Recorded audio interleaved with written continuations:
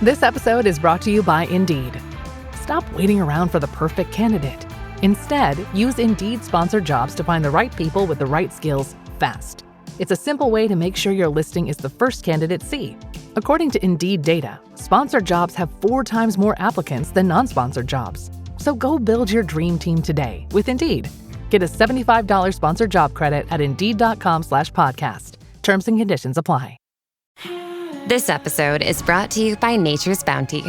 Nature's Bounty believes your body is brilliant, naturally designed to thrive, inside and out. For those always looking for new ways to support your health from head to heels, Nature's Bounty has a range of over 400 vitamins and supplements born from 50 years of trust and care. Nature's Bounty. It's in your nature. Visit naturesbounty.com to learn more. There is no hood like parenthood. Hi, I'm Kanika Chadda Gupta. I'm a former CNN journalist, mom of 3, including twins, and host of That's Total Mom Sense, the podcast. Now, if I had $1 every time I heard, gee, you have your hands full. On my show, I interview change makers on their life lessons, legacy, and superpower of intuition, which I call our mom sense and dad sense. I've had the privilege of working with Mom 2.0, March of Dimes, and the White House, and have had some pretty amazing parents on my show. Hey, what's up? I'm Kelly Rowland. Hi, this is Chelsea Clinton. It's me, Bobby Brown. Can't wait to share my story. That's Total Mom Sense is a production of the Evergreen Podcast Network. Be sure to subscribe wherever you listen to podcasts and on YouTube so you never miss an episode. To join my tribe, visit thatstotalmomsense.com and follow me on Instagram at Kanika Chadda Gupta. Now let's dive in to today's episode.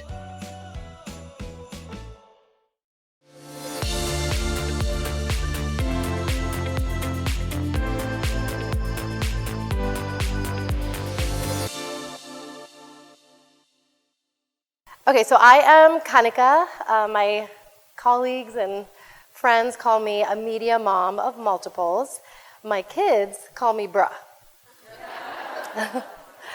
I am the official podcast partner of Mom 2.0, and as Laura mentioned, my show is called That's Total Mom Sense, and we are in the Salon G. So come visit my team. Heather is here. Hi, Heather. And we are doing live podcasts, IG lives. We want to meet all the attendees, speakers, brands. So come find me and say hi. I love that.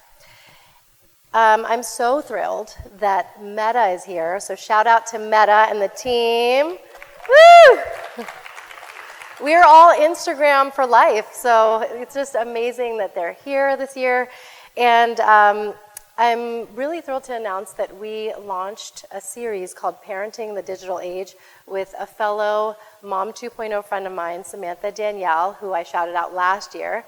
And we bring fresh perspective as Black and brown moms of 6 kids combined on what it's like to parent our kids in this modern day and as geriatric millennials, if you will. I want to start with a quick poll. So do stand up if you have kids under 13. Under 13. Wow. Wow. That's, I would say, like the majority of the room. All right. I want to say 75% of the room. Okay. What about kids over 13? And of course, they're siblings. So stand again. Kids over 13. That's about 50% of the room. And stay standing. If you have lost sleep about all things in this modern day as we're raising our kids who are native to screens and the internet, and you're just really concerned about it and want to learn. Yes, that's everybody. That's everybody. Well, today is a session for that, and I'm so excited for the esteemed guests that are going to be joining me. So I'll share their bios now, and then we'll call them out. Dr. ALIZA PRESMAN is a developmental psychologist, New York Times bestselling author of The 5 Principles of Parenting, which is on my shelf, host of the Raising Good Humans podcast, and co-founding director of the Mount Sinai Parenting Center. And Antigone Davis is Meta's global head of safety, leading initiatives that ensure online safety for families, working closely with parents, policymakers, and experts around the world to find the best way to support our teens online. So let's give it up for Dr. ALIZA and Antigone.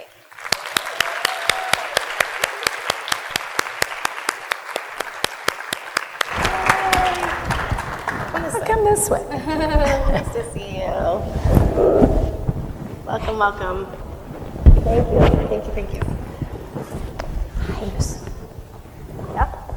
Yeah. This is fun. Now we're going to get comfy and really vulnerable and honest, because that's the way to do it. I'm so glad that you're here. Let's start with, if you could tell us how you got into this work. I'll try to shorten the story, but essentially, I had been a middle school teacher, and my family moved. God bless you. And my daughter was off in school, and I had been practicing law before that, but had left.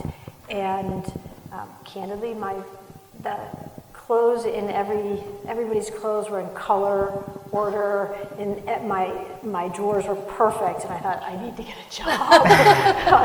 Done with the finger spacing. So literally, I volunteered for someone who was running for office, and ended up working in the office once he won, working on policy, and came to work on issues of young people and children, working on safety and privacy. Turned out on the internet, and from one thing led to another. I met people at Meta, and here I am. Wow, that's amazing. And Dr. ALIZA? The short version, I think, is I grew up in a kind of wacky system. I feel like if you talk to any psychologist and ask them why they got into what they got into, there's always, something. But my grandparents are Holocaust survivors, and I was so obsessed with resilience and understanding that, and not just resilience, but also sort of the ways in which we think about resilience and our expectations and the categories where something's considered resilient, someone. So I think I was always kind of fascinated, and then different things led me to graduate school in developmental psychology, and then when I left, my field typically stays very academic, and I was pregnant, and I was kind of like, wait a second, how does anybody else find out about all of this? This was back when there wasn't as much access to information, and then as there's been more and more access, I think I felt more compelled to make sure that the information that's shared turns down the volume of noise a bit to help support parents. I love that. And now let's gush about the kids, because I think that that's going to give us some context. I have twins, a boy and a girl, Krish and Sohana, who are 8, and my younger one, Shrey, is 6. And they send me little notes in my handbag, which is so sweet. Tell us about your kids. Well, first, before I do that, I have to tell you that my mom had very similar. I was the first, and then 2 little boys within a year. Same thing. I mean, there are photos of her where she's like, Yeah, oh yeah.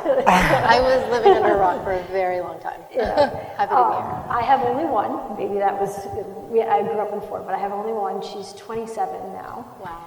So I feel like we were just saying behind stage, I'm not really sure I'm allowed to call her a child anymore, a kid anymore. But, and she's out on her own in New York, grown and flown, as they say, and doing really well. That's amazing. I have an 18-year-old who's about to graduate from college. I mean, from high school, college. Oh my God. Don't go too fast. Yeah. So that's where I am right now, emotionally. And I have a 15-year-old daughter, and I have a 17-year-old stepdaughter and a 14-year-old stepson. Okay, amazing. Big fan. Since you both are thought leaders, industry leaders, and experts, I think one way to really level the playing field is that you have, mentors and parents that you turn to for support. So who are the role models that you kind of have in your kitchen cabinet that you're always asking for help? It's so funny that you say that. So I, as a mom, am, I think, a very greedy learner. So I don't know that I have one role model. I would probably steal lessons from every single person in this room. What I look for is sort of, I'll watch if I see a mom in a difficult situation and kind of watch how they're navigating. I'm like, oh, I love that trick, and I'll pull that trick. I think from a values perspective, for me, it's really finding the right balance of setting rules and listening, and watching any parent who does that, because that is like the constant thing of being a parent, is sort of creating the boundary, but also listening and hearing your child and knowing who they are. Yes, and the emotional regulation that we have to set for ourselves. I used to take timeouts when my daughter was yeah, it's like Mom needs a timeout. Yes. Oh, I agree. I feel like I have the privilege of speaking with mothers in particular a lot. So I'm always snagging wisdom. And in general, my mentor in graduate school said that we all need someone who will lovingly tell us when we have broccoli in our teeth. And so any mom friend of mine like that is just gold. And I'm in a particularly vulnerable position because I remember when my kids were little and I was on a play date, and one of the moms there, who's a very close friend of mine, said, "Oh, I wouldn't have known that that's how you're supposed to handle that, the interaction that had happened with my child." And I was like, "You're not. That was not me as a professional. That was me blowing it big time. Please don't copy that in any way, shape, or form." But like, it was just that moment where I was just like, oh my God, the expectation is that I know what I'm doing. But actually, I'm a mom who sometimes, like, some things are easier for me if they're like procedural, like fine, potty training was probably easier for me.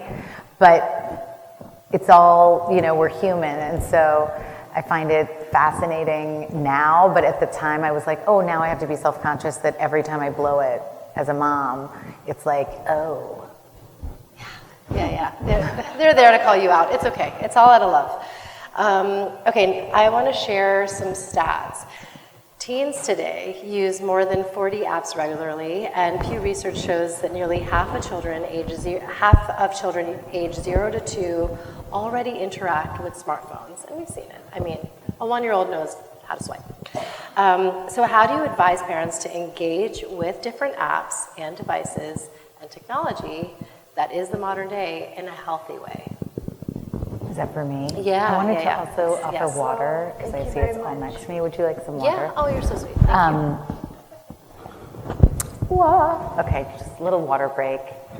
Okay, thank you. See, moms always look out. That's why it's like the best conference ever. Okay, where were we? So how do we create this healthy balance? Because technology is everywhere, and it's like, when should we use it? When should we dial it back? I mean, as a general matter, our kids watch more than they listen in terms of learning about habits. And so in many ways, parenting is this beautiful opportunity to figure out what your values are and like how you want to move through the world when you imagine that there's a camera watching you, because your child is that camera. And so I would say, pay attention to what you're doing and how you're spending your time online, and your children are going to learn by watching that. So when they're younger, especially, I think separating your use on devices with your time with your kids is more important, or be super clear about it, like what you're doing, versus, for example, texting under the table as if you're not on your phone. Right. Yeah, that's good advice. I remember, at the dinner table, we try to have discussions, even though we have a peanut gallery. But we shared how in this New York Times article there was a new word called phubbing, which is basically snubbing someone with your phone. And at drop-off, I was frantically sending an email, and Trey, my youngest, was like, "Mom, you're phubbing me." So we have to be really mindful that it's like, okay, this is something that we abide by as well. And I know that when when the kids get older, we do want to enact a family contract. and say that this is screen-free zones, like the kitchen, screen-free zone, bedrooms too, and abide by this is how many hours you're getting to spend online, and then there's ramifications when you don't do that, and same goes for us. I like that. Now let's talk about just the elephant in the room, which is a lot of the dangers that lurk online. And there's just so much around that. I'm sure many of you have seen the viral series Adolescence. Show of hands. Okay. And then you're not sleeping the next day because there's that. But I think we're all just hyper aware of what can go wrong, but there's ways to preempt. And that's what parents need to focus on. So let's start there. How do we help create these parental controls for our kids, because they do live online? Well, I'm going to go back for a second to what I had spoken about a minute ago, which is about listening. So I think what's really important for parents is probably, most of you know, or I hope you know, that children for apps like Instagram are not really supposed to be on until they're 13. It's made for people who are 13 and above, and the settings are the privacy settings, the security settings, etc., are for people who are 13 and above. But like anything else, if you wait until your child is 13 to talk to them about technology, first of all, they're already using it, but second of all, you're missing an opportunity. I don't know how many of you have older children, but I can tell you that by the time they're 13, they are rolling their eyes at you.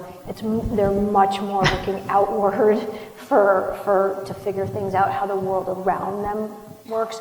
But before they're 13, they're really, they do it always, but there's a sponge-like quality to what happens before they're 13. And so there are real opportunities in there to establish what your values are about using technology, to talk to them about what they're doing, even just taking an interest. What do you like about this? What do when they first start asking about wanting a phone, why are you so interested in a phone? And they'll probably tell you, because everybody has one already, and I don't. But oh really? With who? And so I think there are just a lot of that listening is really important. Yeah. I also think setting boundaries. So and this goes back to boundaries and setting and listening. When my daughter got a phone, I noticed in the night the light from the room. I tell this all the time, and I was like, okay, that's not okay. I'm worried about her sleeping, etc. And so we set a rule. We said, I can't remember if it was 9 or 10, because she was maybe 9 p.m. Phones off. They're not in your room. You turn it off. And she, without missing a beat, turned to me and said, "But you leave yours on." And so they learn, back to how we model. Yeah. So the phone went down. And that was that. The other thing I would like to just say to parents on the safety side of things is that aside from what you do as a parent, I want you to know that at Meta, we're thinking about it too. Our goal is to really set up our apps in a way that we're supporting parents and families. We want to make sure that we put in place the right safeguards for families, and then that we're inviting parents in and giving them controls. So at some point in this conversation, I'll talk a little bit about teen accounts, but what I want people to know about teen accounts is that they have safeguards for teens that are under the age of 16, and if your teen wants to change those, they have to invite you in and get your permission. Yes. And that's designed to try to really support parents and make them a part of their teens' online lives as easily as we can. At That's Total Mom Sense, we celebrate family, culture, and the everyday moments that matter most. And that's why I trust Lexus. Their cars are designed to make every journey unforgettable. This AAPI Heritage Month and beyond, Lexus honors the strength and stories of our community. Because when luxury meets legacy, the standard is amazing. Head to Lexus.com and follow Lexus USA on social media to find your next adventure. I'd love to get into that because in my interaction with the Meta team, I know that there's 3 C's: the contacts that you have, the content that the kids are watching, and then the context. Mm-hmm. Why? Yeah. So can you kind of deep dive into that, and all the controls? Because another thing is, I think there's going to be the parents that are already, like, especially the content creators here who have millions of followers. They already know how to use the app, and they're just like, I've got this. So once my 13-year-old is ready to start their own account, like, I know what to do. But then there are those who don't have the tech fluency. Like, my husband's not on social. And it reminds me of when my dad, when he needed to have my younger sister reprogram the VCR. Like, he was just like, love him, but he was like a Luddite. Like, he just didn't know how to do it. So there are certain parents that are like, I actually don't have the tech fluency to manage all the apps that my kid's on. And I want to, like, spare them and keep them safe from the predators, the groomers, all the toxicity, the cyberbullying that's out there. So how do we actually learn? And I don't even think it's a Luddite. I mean, the way this tech moves, it moves so quickly that even parents who are very adept at the tech are likely to be a step behind their child because their child is kind of coming in where it's at the same level that they're at. So what people should know about teen accounts in particular they are designed to basically manage 3 of the top concerns for parents, and it turns out actually for teens too. So who are your teens connecting with? That the stranger danger worry. And what's the content that they're engaging with? So is it appropriate? Does it signal something that I need to be worried about? And candidly, just how much time they're spending, and are they managing their time well? And so with teen accounts, if you come on, you're under the age of 18, you're automatically put into a private account with our strictest messaging restrictions. You are automatically set into we have something called a content control, sensitive content control. It's at the strictest setting. So that's above and beyond what our policies that you may know about. It's stricter. And then in addition, the notifications are turned off at night. And this to me actually was one of the most important ones, because between 10 o'clock and 7 in the morning, they're not getting notifications, which slows down their use. And the person who's trying to reach out is getting a message, this is nighttime. So it just enables them to turn off. It really supports them turning it off. And then the key here, I think, is that if you're under the age of 16 and you want to change those, you have to go get your parents' permission, and you have to invite them into our supervisory system. And why that's important is it enables a parent to see who the teen is following without taking the phone, by the way. Right. Who the teen is following, who's following the teen. It enables them to see who they're messaging with. It enables them to set time restrictions. So if you want to set a time restriction, no phone, you said at dinner, for example, you can do that. You don't even have to worry about everybody putting a phone into the basket in the center of the table. You can actually make that happen right from your phone. The idea here is to make it really simple for parents. Our lives are complex enough. For me, when we moved from paper in the backpack to everything coming into my phone, I was like, I can't do this. The paper worked for me. I know. We're still in worksheets, but I know Google Classroom is on the way. Yeah, no, that's so interesting. And so what does, I guess even the dashboard, what can we expect when we're in there?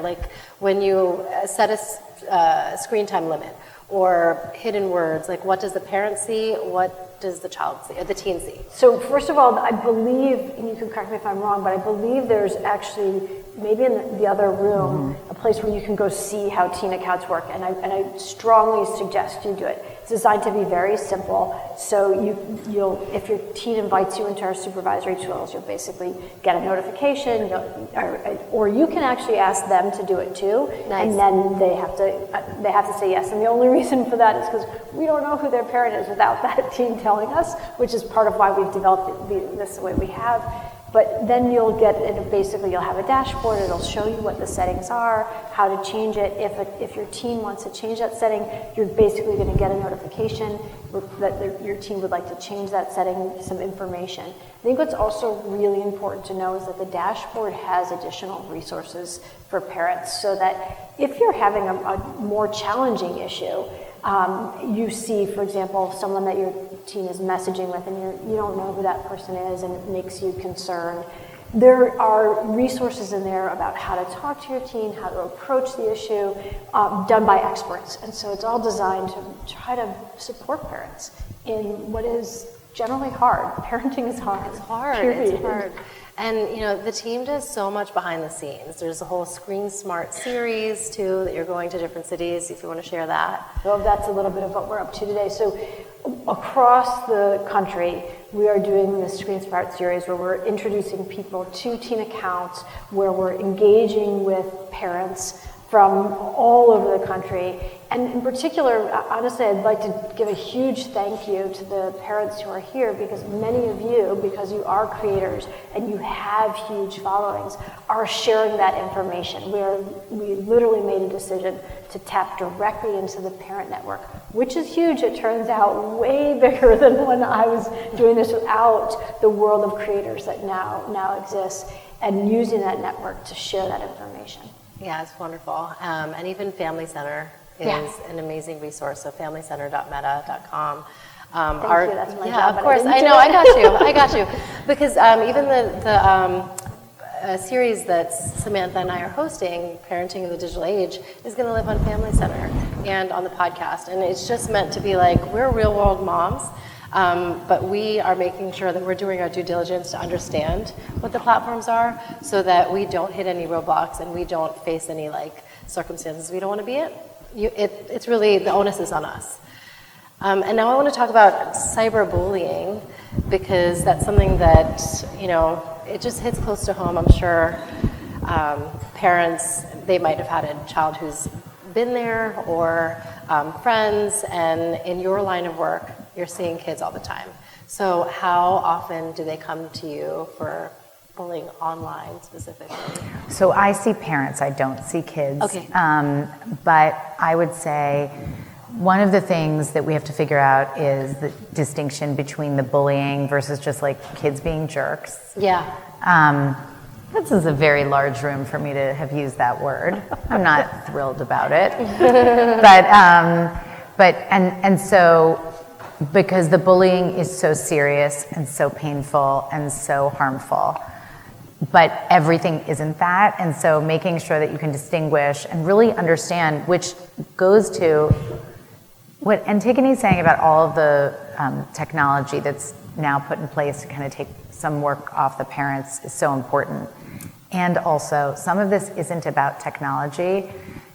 With cyberbullying, it's about really deeply focusing on your relationship with your kids to make sure that you understand what's happening, so that you can be there to protect them beyond the technology. Yeah. And part of that is also when this isn't happening, looking at what's going on, sitting with them and looking at their social media and seeing what people are saying and asking them what it means and asking them about how it feels.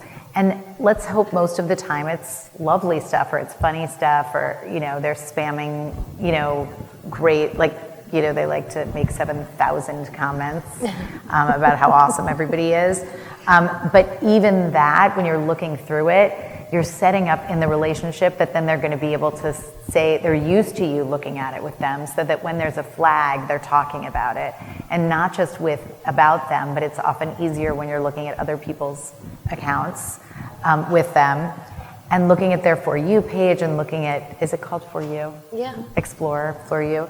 And really asking them about how different things make them feel inside, how it actually makes your stomach feel, or your nervous system, so that they get into the habit of paying attention to that. So you can say to them, if there's a comment, or you see something where you have even a moment where your gut is saying did that mean what I think it meant? That's important. Let's pay attention to that so that we can block it and get rid of it. Mm-hmm. And then beyond that, if it gets to a point where there is cyberbullying going on, that's a time to take a break from the technology completely and be there to support our kids and know the difference between sometimes we have to set limits that they don't want, that they say they don't want, and that they might be screaming and crying about, but actually they're desperate for us to do. Yes, no, it's so true. We need to be loving and firm, not loving and permissive. Yeah. Dr. Daniel even said that. I want to just paint a scenario about Sextortion, because that's also something that's plaguing the internet, and our kids are really vulnerable. Let's say if my daughter comes to me and says, I sent a nude, and what do? What's the damage control there? Well, first of all, I would be thrilled for your daughter to come to you. Exactly. The thing that I think is really important in this context for parents is, and I just want to take 1 second because this is a really serious issue. If you start to you need to set up a space for your child to feel safe to come to you. If you can do it, it's really hard. Trust me. There were some times when my daughter came to me, I was like, what? And you try not to overreact because you want them to come back. So giving your child space. Kids do things. They make mistakes. You want them to feel safe to come to you and say, I just did this thing. I just shared a nude, which is hugely embarrassing, and I can tell you it is because I had to have one of my daughter's friends who was a boy come to tell me this. And you cannot imagine how hard that must have been for him. So that's the first and most important thing. But well before sort of creating that, getting to that place, I think it's important to make your children aware of this issue and to have some sense of what it is. So I'm just going to take a second to tell people. These are people who are online who are going to pretend that they're somebody else. They're going to try to trick your child into developing a trusting relationship with them, and then they're going to try to trick your child into sharing an image. And then when they share that image, they're going to try to extort money from your child or other things. It's a terrible crime. I want you to understand it really simply and clearly, because once you understand it, you can explain it to your child. You can let them know that people make mistakes and to come to you. But let's say it's already happened, which is really what your question is. No, I love that you gave the backstory. That's so helpful. So if your child is in a situation like that, or by the way, it does happen to adults too. If you are in that situation or your child, there is something called Take It Down that we worked on with the National Center for Missing and Exploited Children. They have a website. You should go to it. If you type in Take It Down, you're going to find it. Basically, when you go there, there's a way within their system for you to download technology onto your software onto your phone that will take the image that your child shared, create a fingerprint of it, a digital fingerprint of it. That digital fingerprint is shared with the National Center for Missing and Exploited Children. It's not the image, it's a fingerprint. That's important because it can be hard if you think you have to share the image. That fingerprint is then shared with technology companies like ours, and if someone tries to upload that image and do something terrible to your child, we can prevent it. Wow. So that's really important for parents to know. And I think what I want kids to know, and you should share with your kids, is no matter what that person tells them, it isn't the end of the world. You can move past this. You can take some control over the image. Companies like ours will try to support them. There is also legal action and to be followed up on. That's great. And Liza actually was telling me backstage about how Teen Accounts is going to actually screen for when nudes are messaged. So there's a few things that we're doing as well. So one thing is we have something that we basically call an on-device nudity control. Your teen can turn it on. One of the things that these people do is they'll try to send you an image that isn't really an image of them to elicit trust, to get your teen to send an image. This nudity control blurs those images. It's a good red flag, and it gives them an opportunity like hey, here, you might want to think about this, and offers resources so that they become aware. In addition, what I want parents to know when I said about strictest messaging restrictions, we don't enable people who are unconnected from your teen to message your teen. And knowing your teen's privacy setting is really, really important. One of the things about our supervisory tools, for example, is you can see who your teen is messaging with as well. So these things are all designed to try to help protect in this instance. Another thing that we've been doing is one of the things that they'll do is they'll pretend that they know your child. Oh, I live down near. A lot of them generally don't. Often they're from other parts of the world. Will indicate to you this message is from another country, just to give you information so that you're in a position to have that spidey sense. That's great.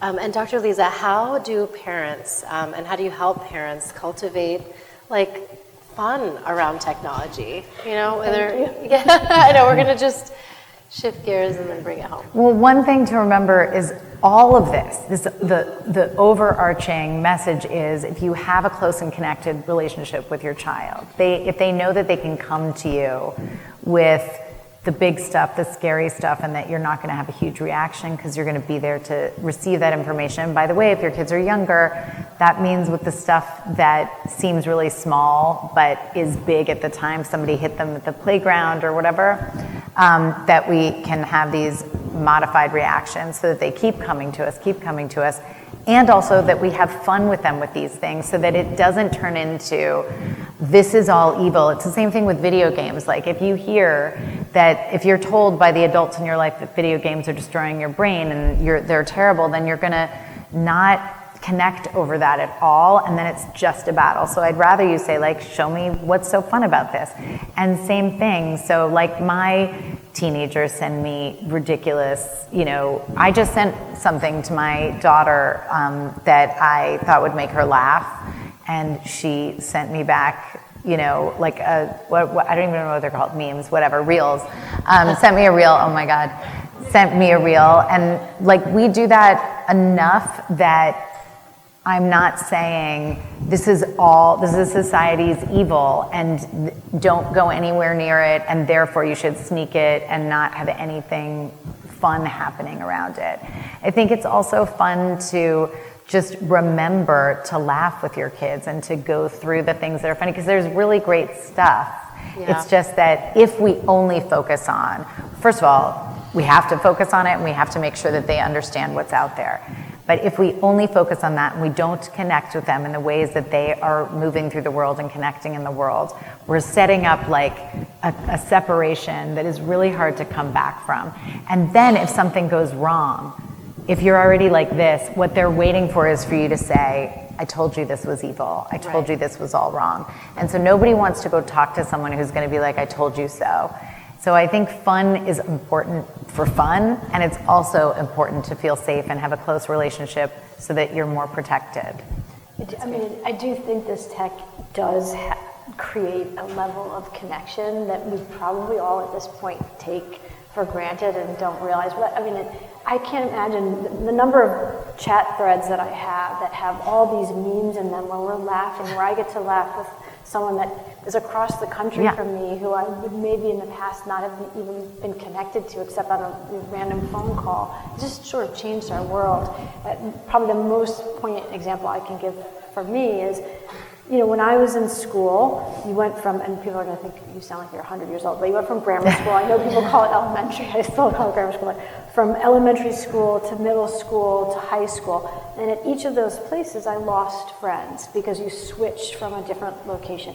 And I really lost them. And my daughter, to this day, because of the ability to connect in this way, is friends with her kindergarten friends. They come and sleep over at her house in New York still. That's just not a thing that I got to have, and I do think that is a large part because of the way in which we are now so connected. Yeah, I just, it's been really sweet. My daughter has been connecting with people she's about to go to college with, and they're like creating all of these fun opportunities together. So I think, and I'm saying to her, and of course she's making sure that it's true, and there are ways to make sure that it's not just somebody saying like that's where I'll be in school with you, but I'm not spending most of my time saying like make sure it's not a terrible person that's pretending they're going to school with you.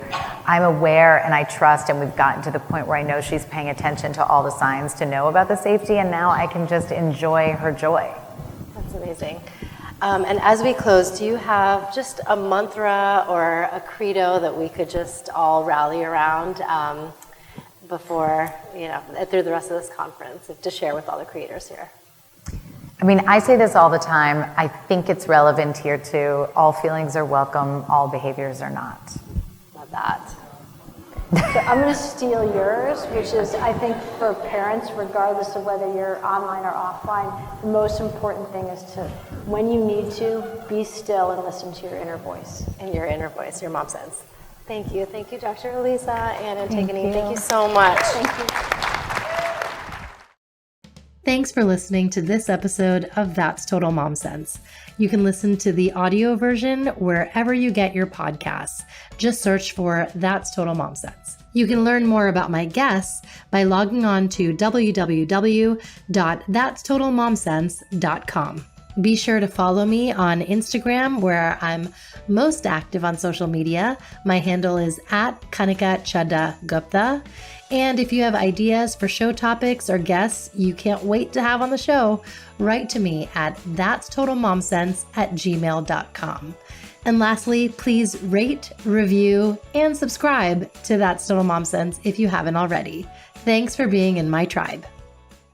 Hey, Ryan Reynolds here, wishing you a very happy half-off holiday, because right now Mint Mobile is offering you the gift of 50% off unlimited. To be clear, that's half price, not half the service. And Mint is still premium unlimited wireless for a great price. So that means a half day, yeah? Give it a try at mintmobile.com/switch. Upfront payment of $45 for 3-month plan, equivalent to $15 per month required. New customer offer for first 3 months only. Speed slow after 35 gigabytes if network's busy. Taxes and fees extra. See mintmobile.com.